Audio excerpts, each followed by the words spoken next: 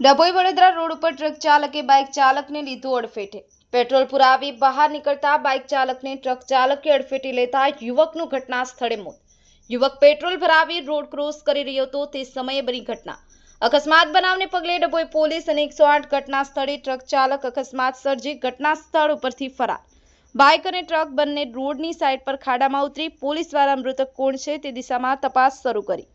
સંવાદદાતા મિત માછી, સિનોર સમાચાર ન્યૂઝ, ડભોઈ।